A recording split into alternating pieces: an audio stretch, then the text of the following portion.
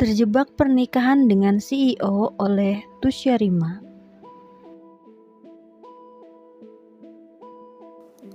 Bab 27, Isabel kembali. Di sofa ruang tamu, Noshi dan Isabel duduk berhadapan dengan David. Pria itu duduk sambil menyilangkan kaki, menatap Noshi dan Isabel dengan enggan. "Menantu, apa kami boleh bertemu dengan Ellie?" tanya Noshi dengan sedikit tersenyum. "Ada sesuatu yang ingin kami bicarakan. Bisakah kau panggilkan dia kemari?" "Tentu saja boleh. Anda kan ibu kandungnya. Mana bisa aku melarang seorang ibu bertemu dengan anaknya?" Jawaban dari David membuat Isabel membulatkan mata lebar. Apalagi mendengar kata ibu kandung dari mulut David. Isabel sungguh tidak rela. David menambahkan, "Tapi sekarang Eliana masih tidur. Aku tidak tega untuk membangunkannya." Bola mata Isabel semakin membulat. Hampir saja loncat keluar. "Dasar pemalas," bisiknya. "Heis, anak itu tidak punya rasa malu sedikit pun. Mentang-mentang punya suami baik, bangun tidur seenaknya. Aku akan membangunkan Ellie." Noshi segera bangkit berdiri, bersiap pergi mencari Eliana ke kamar. "Tidak perlu," larang David.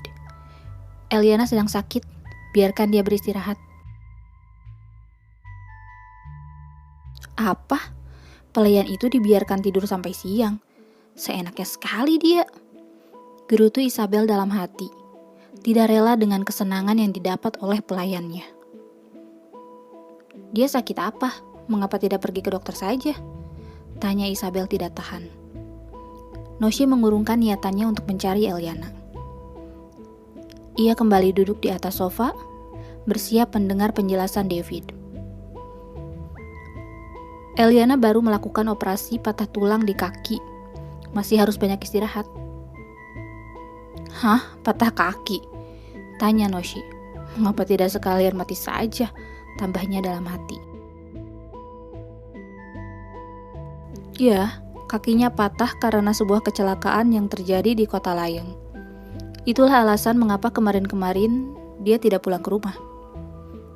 David tidak mungkin mengatakan pada Noshi bahwa saat ini Eliana masih tidur karena lelah dengan pergulatan mereka tadi. Sementara luka di kakinya sudah membaik. "Baiklah, kapan-kapan kami akan kembali lagi." Isabel bangkit berdiri, menarik tangan ibunya, mengajak untuk pergi. "Ayo, Mah." "Hah, Mah?" David mengerutkan kening mendengar ucapan Isabel barusan. "Sejak kapan ibu mertua punya 2 anak perempuan?" Itu maksud Isabel." Noshi kebingungan. "Kami permisi dulu, lain kali kami akan kembali lagi," potong Isabel, tidak membiarkan Noshi mengatakan hal yang tidak-tidak. Apalagi menyangkal dirinya sebagai anak demi menutupi nama baik Eliana. Isabel tidak akan membiarkan itu terjadi. Setelah mengatakannya, Isabel segera beranjak pergi, meninggalkan David sambil menarik tangan ibunya. Mereka berjalan cepat sampai keluar rumah. Sampai di luar rumah, Isabel melepaskan tangan Noshi, berkata dengan kesal, "Ide gila dari mana kalian meminta pelayan itu untuk berpura-pura menjadi aku dan menikah dengan pria itu, hah? Putri kalian adalah aku, Isabel. Mengapa sekarang jadi si Ellie?" "Isabel, ini semua karena ulahmu sendiri. Jika hari itu kau tidak kabur, mungkin sekarang kau yang menikah dengan David." Sekarang, setelah semuanya terjadi, Isabel malah menyalahkan Noshi. Sudah untung Ellie mau berpura-pura menjadi anak Noshi dan Alex, dan bersedia menikah dengan David. Jika tidak, tamatlah riwayat keluarga Danu. Di Kota Layeng, Yuan Louis sangat marah begitu mengetahui Rosiana adalah dalang di balik celakanya Eliana. Setelah Edwin memeriksa rekaman CCTV dari beberapa tempat di sekitaran rumah sakit, Ia melihat nomor mobil yang membawa Eliana pergi. Setelah pemilik mobil itu ditangkap, barulah diketahui bahwa Rosyana yang menyuruh mereka untuk menculik Eliana. Apa kau sudah gila?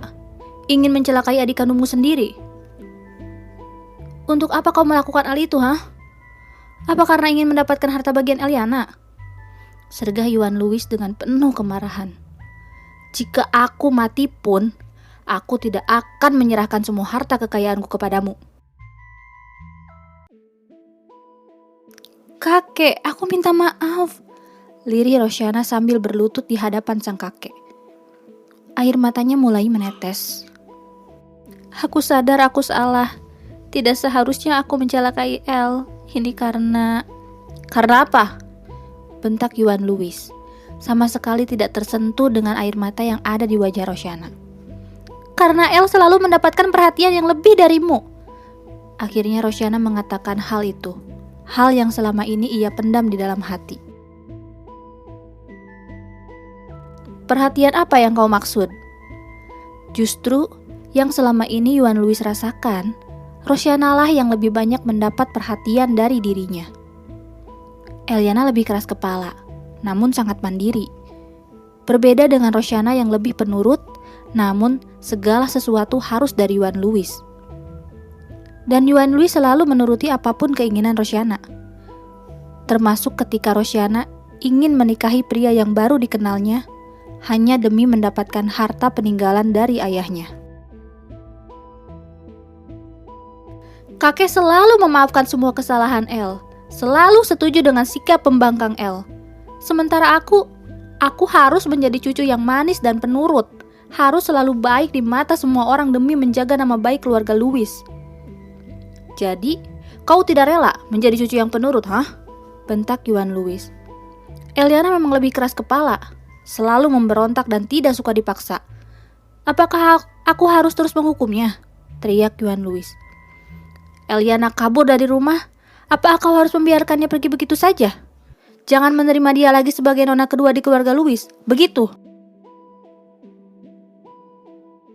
Jangan pikir, aku pun tidak tahu apa yang telah kau lakukan pada teman Eliana, cibir Yuan Louis.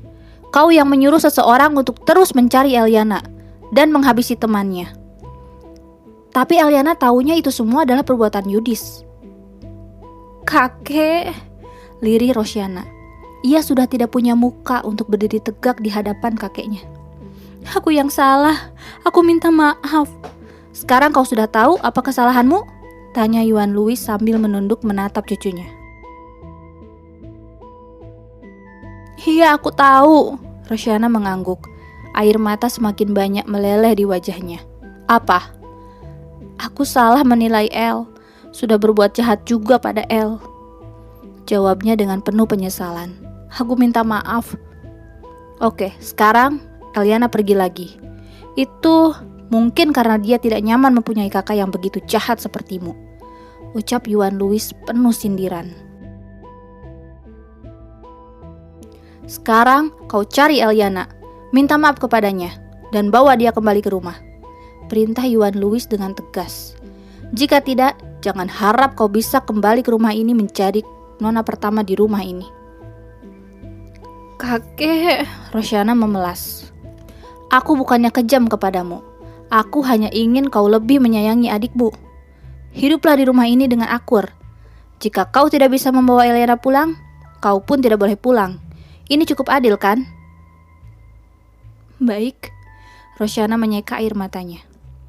Ia bangkit berdiri. Aku akan mencari El di kota Paris. Kemarin-kemarin dia kabur ke kota itu. Sekarang pun El pasti ke sana lagi. Bagus jika kau setuju. Yuan Louis cukup senang dengan respons cucunya. Jika kau sendiri yang mengajak Eliana untuk pulang, dia pasti akan setuju. Apalagi sekarang kakinya masih sakit. Aku khawatir dia tidak bisa bertahan hidup di kota besar seperti itu dengan kondisinya yang masih cedera. Tidak, aku tidak akan membiarkan El terluka lagi. Aku akan membawa El pulang dalam keadaan sehat, tanpa kekurangan apapun, ucap Rosyana dengan lantang.